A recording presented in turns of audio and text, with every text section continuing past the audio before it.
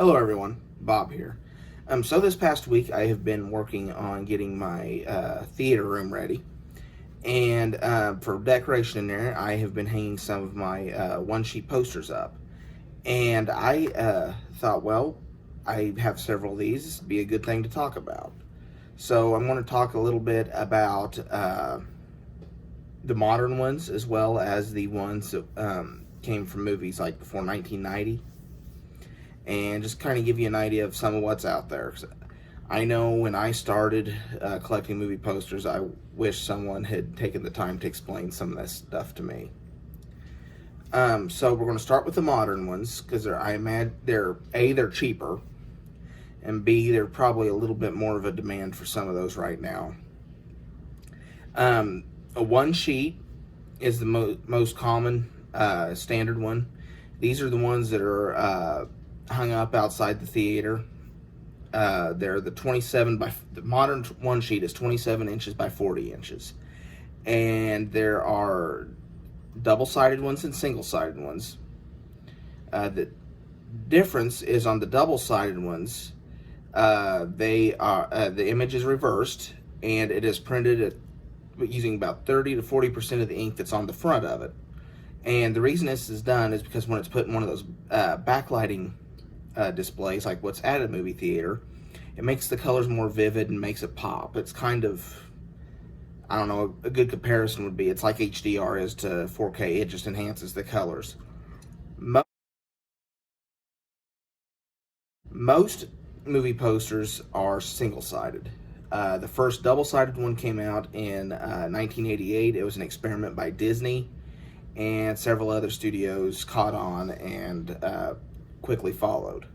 So if you find a movie claiming to have a double-sided poster for a movie that came out prior to 1988, it's not real. It's a fake. So I'll just throw that one out there now.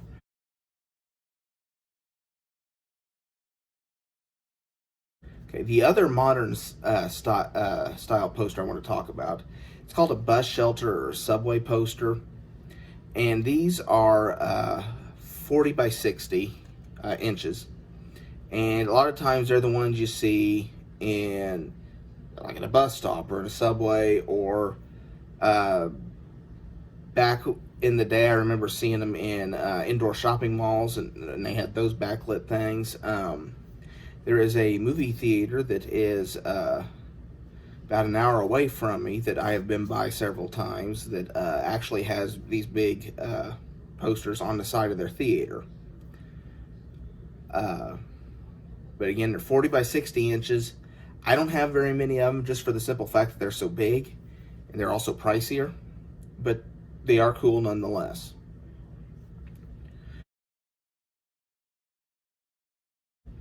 Both styles of the modern poster are they're portrait style. That means it's 27 across the top and bottom and 40 up and down, or 40 across the top and bottom and 60 up and down. It's not landscape, it's skinny, tall and skinny, I guess been the better way to have described that. Pre-1990, it's a lot more interesting. You had a lot more options. You also had something called a one sheet back then. These were 27 by 41, and that was the standard until about 1985. Between 1985 and 1990, you had both. So, I mean, it's a little more of a gray area on your sizes. But the 27 by 41s, oftentimes that extra inch was made up. It was a white border that was around the image, and a lot of times in the bottom right-hand corner, there was an NSS number, National Screen Service number, and they also said printed in the USA and some other things.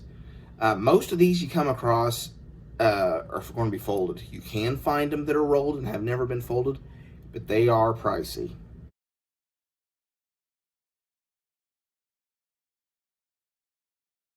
There's also, before 1990, and this is something that was even more common back in the black and white era, and they still used it in the 60s and 70s, though not as much. It's called a half sheet. And these were 22 by 28, and they were landscapes. So they were laid like the 27 by 40 or 41 one sheets, only they're turned sideways. Their long way is left and right, and the short ways is up and down. A lot of like I say, a lot of these are older movies that had these. They were 22 inches by 28 inches, and they're cool in their own right, but they're not. I always preferred the one sheet styles. Then they had something called an insert, and these were 14 by 36, and they're portrait style, so they're up and down. And you have something called a window card, which is 14 by 22, and those are even small. These are also portrait, but there's a blank space at the top and the bottom, so your local theater can put show times and such. These are always interesting because you get a little bit more history about that particular poster. Nowadays, you get a poster. That's all it is. It's just the film's poster. But if you find one of these, it's a window card. They actually have like show times. You can kind of track what theater they were at, and they're just kind of cool that way.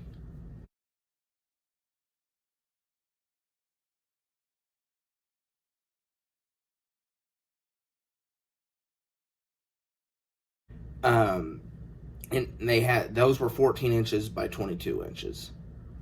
Then they had something called a two sheet, which is 41 by 54 inches, and they could be either portrait or landscape style, so it was multiple choice there. Had a three sheet, which was 41 inches by 81 inches, and those were normally assembled from multiple sheets of paper. So the person putting them in the frame or in the display or wherever they were putting them had to actually line it up so everything looked right. Then they had simple 30 by 40 and 40 by 60s. The 40 by 60 would be like a bus shelter poster or subway poster, like what the modern ones were. 30 by 40, it's just a 30 by 40. And that, interestingly enough, that is the size of an international UK quad style poster. But this is about United States posters for now. They have something called a six sheet, which is 81 by 81, and it's 4 pieces of paper generally, so that had to all be assembled. And it's a square, so there is no portrait or landscape to it. It's just a big square. Where I find my posters, I find them at antique stores, antique shows.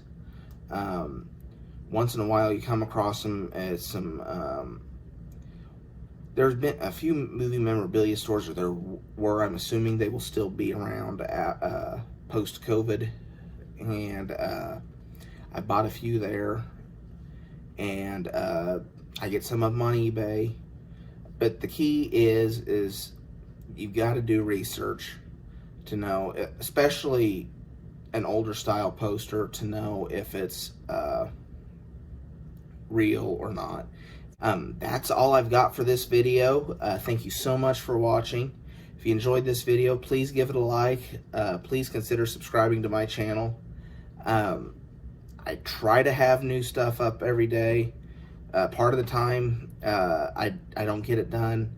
Life happens, and out here in rural northwest Missouri, the internet's kind of hit and miss, and when it does work, sometimes it's slow, because a lot of these videos, they'll take 4 or 5 hours for me to upload.